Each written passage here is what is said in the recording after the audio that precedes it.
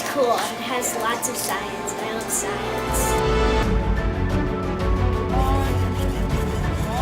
Obviously, I think this is the future of our country, and more kids need to be exposed to this at an earlier age. And I think all my kids are below 7, and they're all having a great time here, so I think it's really important.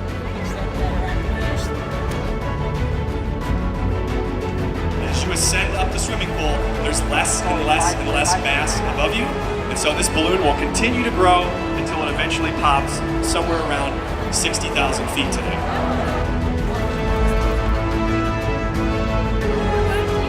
It's very interactive. There's a lot to do for my daughter, and it's huge. And there's just every variety of STEM activities.